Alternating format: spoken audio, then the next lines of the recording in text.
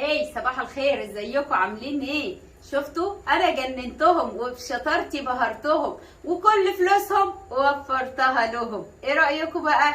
تعالوا شوفوا النهارده الجنان اللي على اصوله. اتجنن لما لقاني بحط القوطه في الميه المغليه اهي، في الميه المغليه.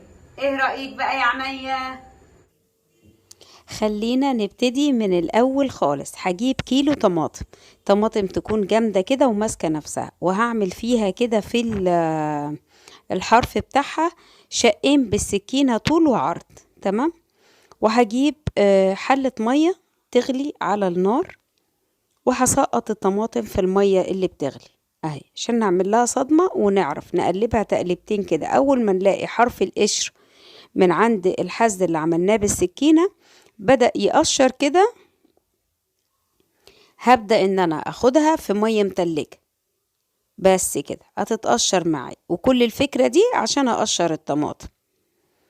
قشرنا الطماطم، بصي بتتقشر كأنك بتقشري استفندي ولا صباع موز، سهلة جدا مع ان الطماطم جامدة، طماطم سلطة. خلاص هقشرها كلها، وبعد كده ابتدي اقطعها 4 تربع عشان اخرج منها البذر، المنطقة بتاعة القلب بالبذر دي. تمام. انا بالنسبه لي بذر الطماطم يا جماعه ثروه قوميه، لاني بزرعه بينجح معايا جدا الحمد لله. البذره دي اهي بتنجح جدا جدا جدا. قطعت الطماطم كلها 4 تربع وشلت منها البذر اللي فيها،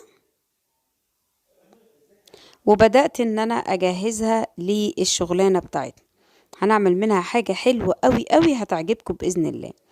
حطيتها في حله فاضيه اهي، وعليها 250 جرام سكر، يعني ربع كيلو سكر مفيش غيره. وهقلبها تقلبتين 2، ومش هدي مية ولا هدي اي حاجة، بس ههدي النار شوية لحد ما الطماطم تنزل ميتها في الطاسة الحل دي. حاجة اضافي لو انت عايزة تحطيها حطيها، وما بتفرقش في الطعم جدا. نص بنجرية مبشور.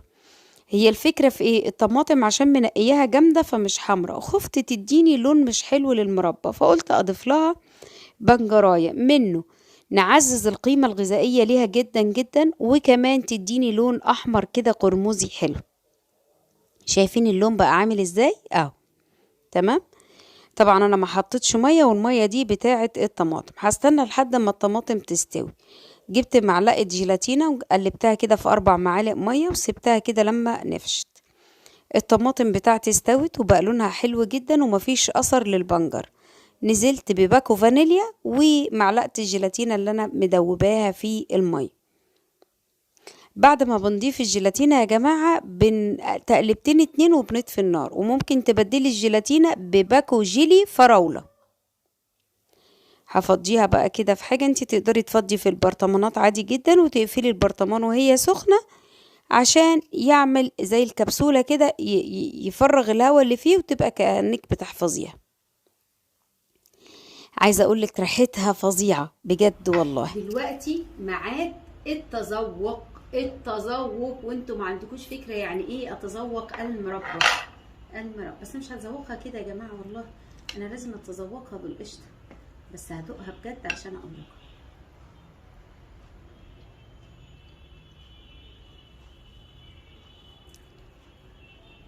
بصوا بقى، ربنا هيحاسبني على اللي انا هقوله ده. حلوه حلوه حلوه حلوه، مش عشان انا اللي عاملاها، انا زيكم والله ما كنتش متوقعه انها تطلع بالحلاوه والجمال ده. بصوا بقى، ناخد الاول ايه؟ مكعب قشطه. قشطه يا باشا، قشطه قشطه قشطه عاديه بقى، مش قشطه من هنا ولا من هنا. يا لهوي، مين اللي هياكل ده؟ حنون هتموت يا حنون.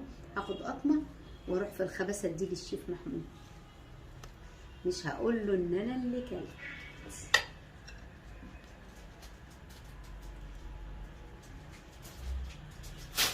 باشا يا باشا يا باشا.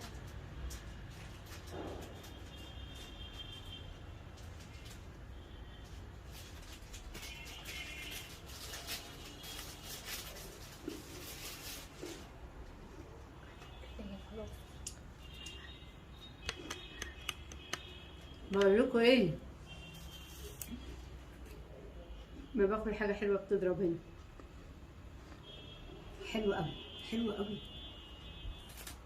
خلاص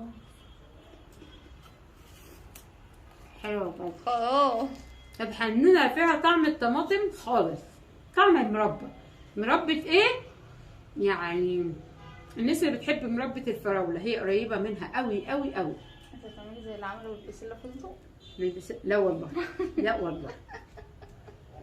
انا اقتنعت بيه ما اقتنعتش، عملته ما عملتوش. ده انا بقول لهم السوداني اللي بتدوله لون اخضر بلاش منه، اعملوا السوداني عادي. مش لازم تقولوا ان احنا بناكل بفستق كداب، ما تاكلوا بالسوداني، ما هو كده كده سوداني.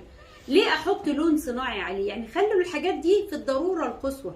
لكن انا هعمل جلاش بالسوداني او كنافه بالسوداني، طب ما هو سوداني خلاص، ادام مش في مقدرتي اجيب. وهو زمان اهالينا كان ايه؟ شويه سوداني، شويه زبيب، شويه جوز الهند لما تبقى الدنيا ماشيه معاك. اتكلمي عن اهاليك انت.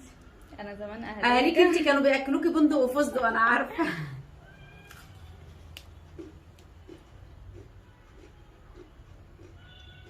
انا هبطل اكل كده وهبطل تصوير عشان انا الدنيا هتضرب معايا ومش هشوف بعد شويه. هروح ادوق الشيف محمود وهقول لكم رايي وانا بسجل.